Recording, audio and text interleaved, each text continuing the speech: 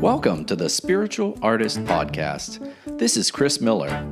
I invite you to join me as I interview artists from a variety of disciplines.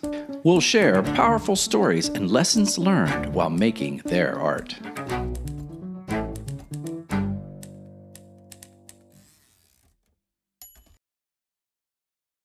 Welcome to the Spiritual Artist Podcast. You're listening to Chris Miller, your host. Good day. I had to get on here and record this podcast right now because I had just finished an enlightening conversation with a friend of mine, and I wanted to share that with you. So I want to be forthright and admit something in this call. I have always had this terrible trait. So I'm going to put it out there and be vulnerable and tell you that I've always had this terrible trait of comparing myself to other people.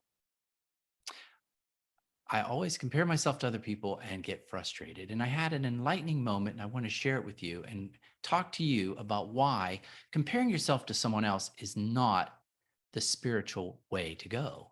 Um, so let's start with what happened to me. I was watching a show. I don't know if you've watched it yet on Netflix. They have a series on abstract, the art of design. And they had a feature by an artist named Oliver Eliasson. Oliver Eliasson, he works with light. It is so incredible. I was so impressed and moved with his work.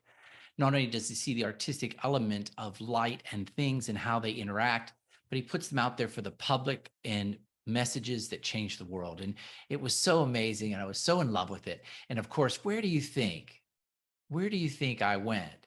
Instead of feeling the joy and the appreciation of his wonderful achievements and what he has brought to the world, I immediately started that little voice inside my head. You know the voice. I started saying, "Ugh, who do I think I am? I have no talent. I have no talent. Look at this guy. Look how incredibly good he is." And so it bothered me, and I got a little bummed about it, like I always do. But I started thinking about what is the real message here and what should I focus on? And I want to share that with you. So many of you know that I wrote the book, The Spiritual Artist, and I'll tell you why I wrote that. I wrote the book to remind myself of spiritual lessons. I never put this lesson in the book, so you're getting a special treat. But the reason I wrote it is because we all forget. We learn a lesson about life, and then we go back into the art studio and we forget that lesson. So, this is a lesson of why we should not compare with others and what to do if you are comparing yourself artistically or achievement wise with anybody else. So, what I remembered is the number one goal that we should all be focused on is discovering what is unique about us. What is unique about you? There is nobody else like you. I talk about it in the book. I talk about creative DNA. I talk about the fact that what you do and who you are is totally unique. There will never be another person like you. So, what do we do when we look at someone else and we think, I want to be them, or they have achieved something better? Well, for one thing, we're looking at it from the human perspective. We're looking at it from what we think is material success. We're not looking at it from the spiritual perspective. The spiritual perspective is I cannot compete with Oliver. I can't, because Oliver is doing what Oliver does really well because he has found his voice. He has found his voice, and that's what we are tasked to do in this life is find our unique creative voice. It is given to us, it is spirit through us as us. It is unique as we are.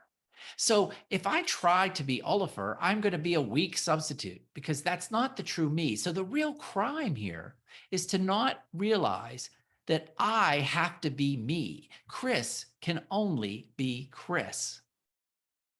If I try to be better than Oliver, I will always lose. If I imitate other artists, I will always lose. If I go out and look at other paintings or other styles, or if I look outside of myself to create a voice or a message or a look for who my art is, I won't do well because I am not Oliver.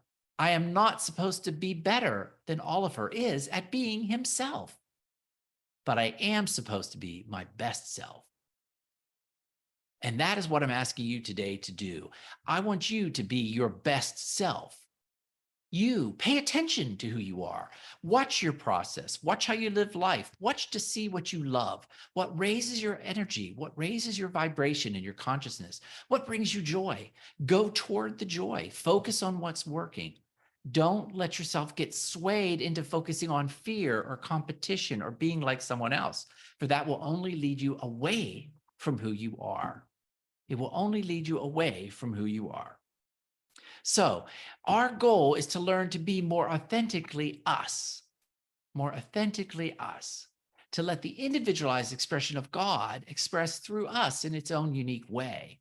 So, when you feel that urge of jealousy or envy, first applaud.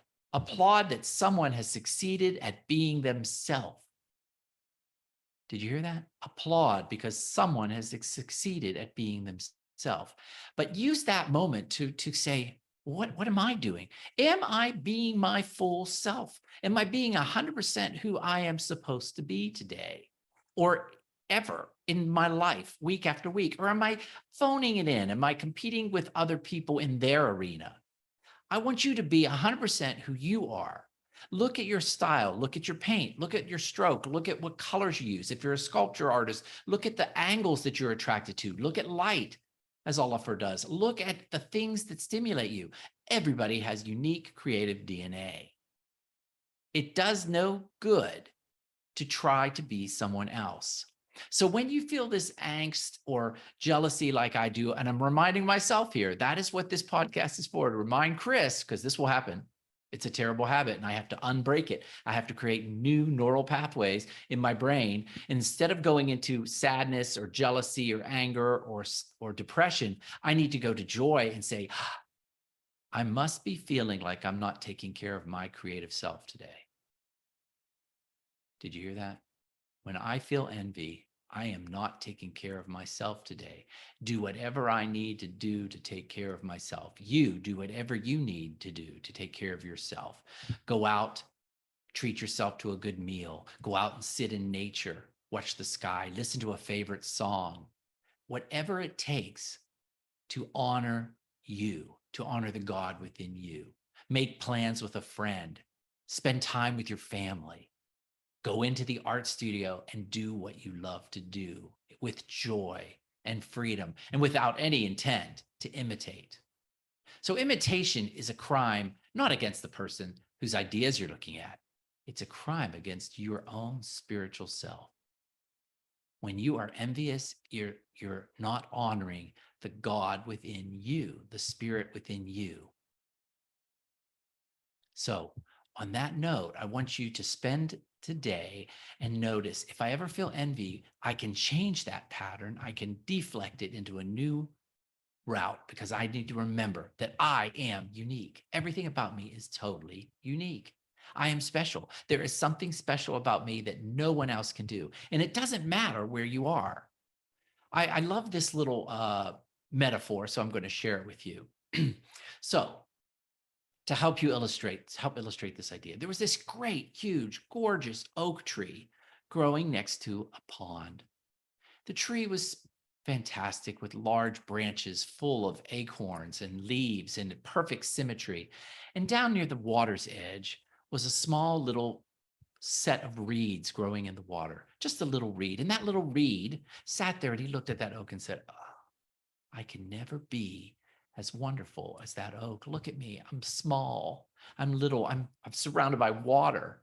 The water moves me and I move with it. I'm just here. And that oak is so gorgeous. Look at the sky behind that oak. Well, as that was happening, a huge storm approached. A big storm approached. The winds were abrupt and hard, and they knocked that oak. The oak could not stand to that wind because it was so strong and it made such an impression, it fell. And the little reed, of course, bent with the wind. It bent with the wind and righted itself. And a little small acorn fell down next to the base of that reed. And that little acorn looked up at that reed and said, oh, look at that reed. It is going to protect me while I grow into a mighty, mighty oak. Now, the lesson here is not to want to be an oak. And the lesson is not to want to be a reed. The lesson here is to recognize that everything has some special characteristic that makes it totally unique, and to honor what is unique about yourself. So, if you ever feel envy, it's because you're pushing too hard. You're trying to get somewhere instead of being totally present in the now and accepting and appreciating who you are. And on that note, when that happens, honor yourself, treat yourself, go get a massage, sit in the sun, go for a walk, go to a movie, whatever it is that treats the creative spirit in you. On that note, have a great week and yes, and be present and be a spiritual artist. Oh, one other thing. I'm excited to tell you that I'm going to be interviewing Cynthia James. I'm holding the book up here if you see this online. She has a wonderful book, and it's so appropriate for what we're talking about. Does my voice matter? Her new book, I'll be interviewing her in the next week or so. It's exciting, and it's talking about just that. What is your voice? Who are you? And why does it matter? Talk to you soon on the Spiritual Artist Podcast. Thanks.